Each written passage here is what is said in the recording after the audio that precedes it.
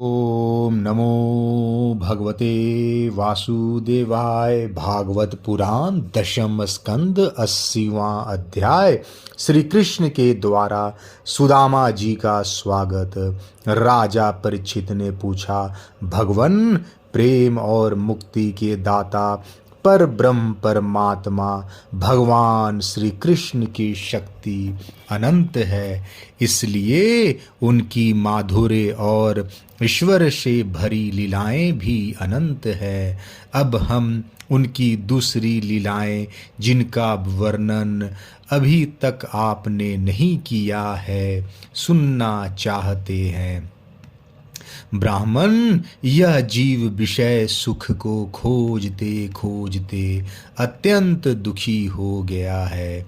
वे वान की तरह इसके चित्त में चुभते रहते हैं। ऐसी स्थिति में ऐसा कौन सा रसिक, रस का विशेषज्ञ पुरुष होगा जो बार बार पवित्र कीर्ति भगवान श्री कृष्ण की मंगलमय लीलाओं का श्रवण करके भी उनसे विमुख होना चाहेगा।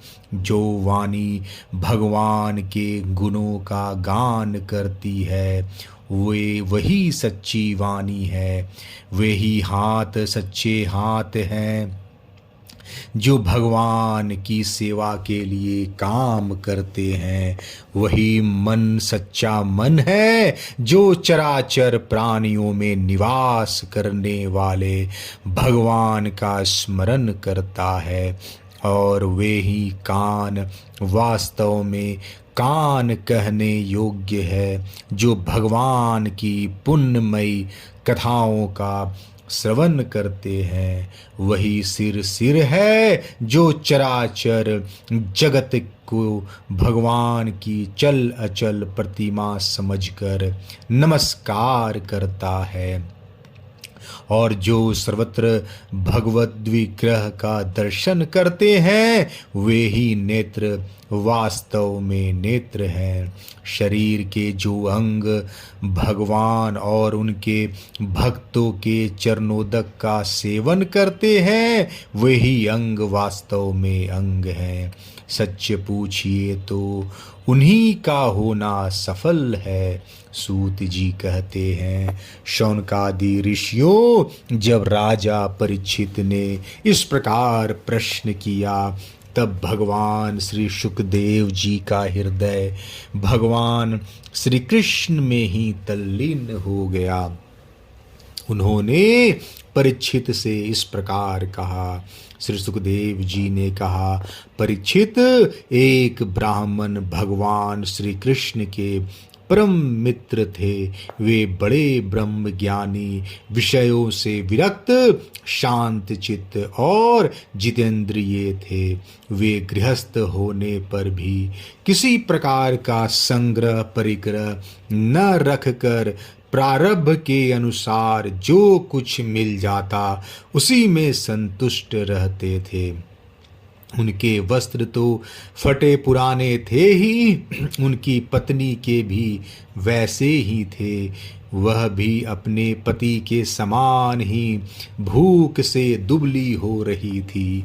एक दिन दरिद्रता की प्रतिमूर्ति दुखनी पतिव्रता भूख के मारे कांपती हुई अपने पति देव के पास गई और मुरझाए हुए मुंह से बोली, भगवन, साक्षात लक्ष्मीपति भगवान श्री कृष्ण आपके सखा हैं। वे भक्त वाचक कल्पतरु, शरणागत वत्सल और ब्राह्मणों के परम भक्त हैं। परम भाग्यवान आर्यपुत्र, वे साधु संतों के सत्पुरुषों के एकमात्र आश्रय हैं। आप उनके पास जाइए।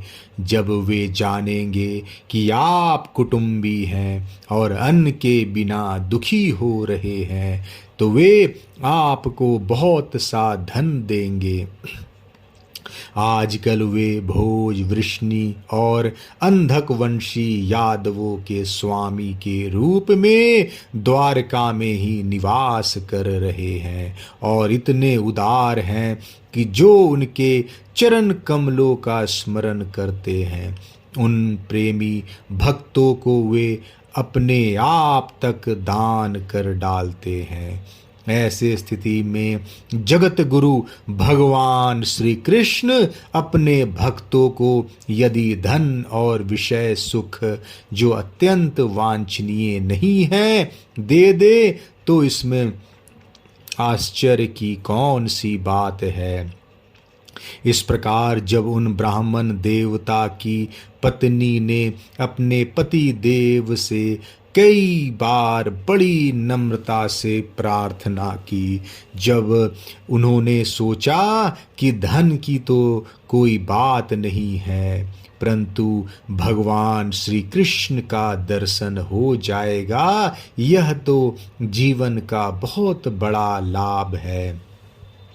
यही विचार करके उन्होंने जाने का निश्चय किया और अपनी पत्नी से बोले, कल्याणी, घर में कुछ भेंट देने योग्य वस्तु भी है क्या? यदि हो तो दे दो।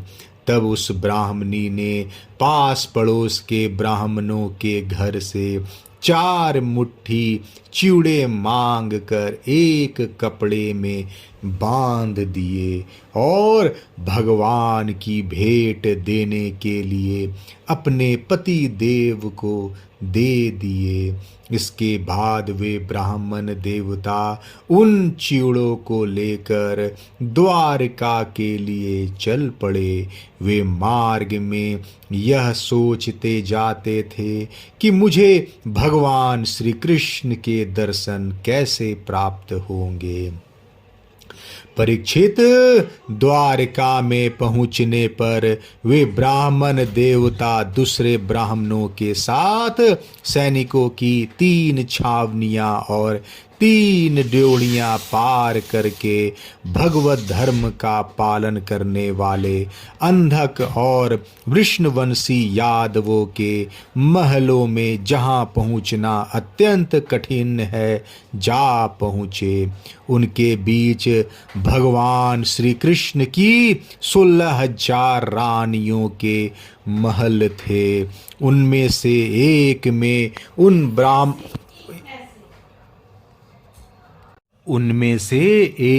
उन ब्राह्मण देवता ने प्रवेश किया। वह महल खूब सजा सजाया अत्यंत शोभा युक्त था। उसमें प्रवेश करते समय उन्हें ऐसा मालूम हुआ मानो वे ब्रह्मानंद के समुद्र में डूब उतरा रहे हो। उस समय भगवान श्री कृष्ण अपनी प्राण प्रिया रुक्मणी जी के पलंग पर विराजे हुए थे। ब्राह्मण देवता को दूर से ही देखकर वे सहसा उठ खड़े हुए और उनके पास आकर बड़े आनंद से उन्हें अपने भुज पाश में बांध लिया। परीक्षित, परमानंद स्वरूप भगवान अपने प्यारे सखा ब्राह्मण देवता के अंग स्पर्श से अत्यंत आनंदित हुए। उनके कमल के समान कोमल नेत्रों से प्रेम के आंसू बरसने लगे। परीक्षित, कुछ समय के बाद भगवान श्री कृष्ण ने उन्हें ले जाकर अपने पलंग पर बैठा दिया और स्वयं पूजन की सामग्री लाकर उनकी पूजा की। प्रिय परीक्षित, भगवान श्री कृष्ण सभी को पवित्र करने वाले हैं, फिर भी उन्होंने अपने हाथों ब्राह्मण देवता के पांव पखार कर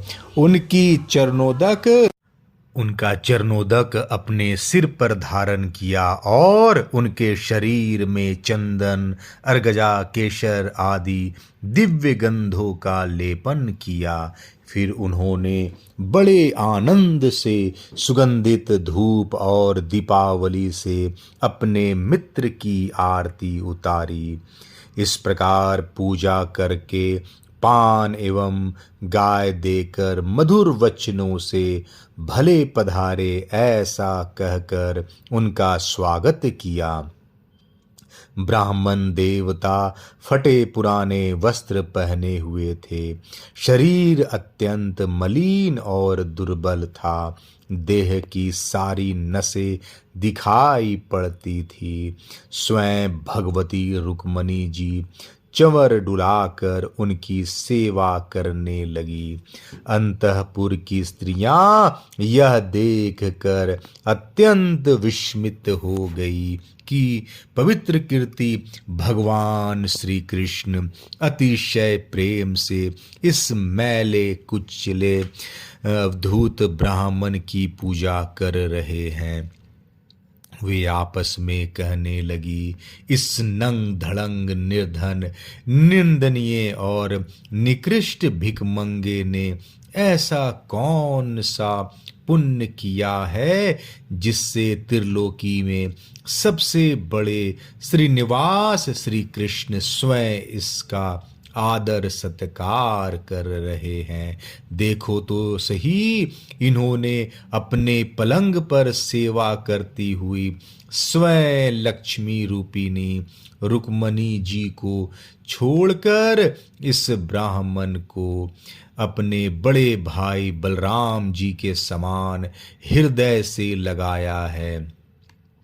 प्रिय परीक्षित, भगवान श्री कृष्ण और वे ब्राह्मण दोनों एक दूसरे का हाथ पकड़कर अपने पूर्व जीवन की उन आनंददायक घटनाओं का स्मरण और वर्णन करने लगे जो गुरुकुल में रहते समय घटित हुई थी।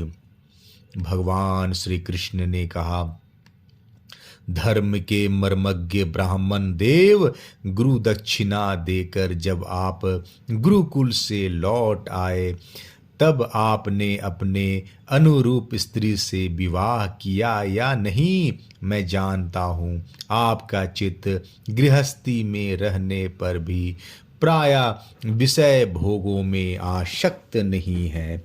विद्वान, यह भी मुझे मालूम है कि धन आदि में भी आपकी कोई प्रीति नहीं है। जगत में विरले ही लोग ऐसे होते हैं जो भगवान की माया से निर्मित विषय संबंधी वासनाओं का त्याग कर देते हैं और चित्त में विषयों की तनिक भी वासना न रहने पर भी मेरे समान केवल लोक शिक्षा के लिए कर्म करते रहते हैं। ब्राह्मण शिरोमणे, क्या आपको उस समय की बात याद है जब हम दोनों एक साथ गुरुकुल में निवास करते थे? सचमुच गुरुकुल में ही द्विजातियों को अपने ज्ञातव्य वस्तु का ज्ञान होता है, जिसके द्वारा वे अज्ञान अंधकार से पार हो जाते हैं। मित्र, इस संसार में शरीर का कारण जन्मदाता पिता प्रथम गुरु है। इसके बाद उपनयन संस्कार करके सत्कर्मों की शिक्षा देने वाला दूसरा गुरु है, वह मेरे ही समान पूज्य है। तदंतर ज्ञान उपदेश करके परमात्मा को प्राप्त कराने वाला गुरु तो मेरा स्वरूप ही है। वर्णाश्रमियों के ये 3 गुरु होते हैं। मेरे प्यारे मित्र, गुरु के स्वरूप में स्वयं मैं हूँ। इस जगत में वर्णाश्रमियों में जो लोग अपने गुरुदेव के उपादेश अनुसार अन्यानस ही भव सागर पार कर लेते हैं, वे अपने स्वार्थ और परमार्थ के सच्चे जानकार हैं। प्रिय मित्र, मैं सबका आत्मा हूँ, सबके हृदय में अंतर्यामी रूप से विराजमान हूँ। मैं गृहस्थ के धर्म, पंच महायज्ञ आदि से, ब्रह्मचारी के धर्म, उपनयन, वेदाध्ययन आदि से, वानप्रस्थी के धर्म, तपस्या से और सब ओर से उपरत हो जाना, इस सन्यासी के धर्म से भी उतना संतुष्ट नहीं होता जितना गुरुदेव की सेवा शुश्रूषा से संतुष्ट होता हूँ।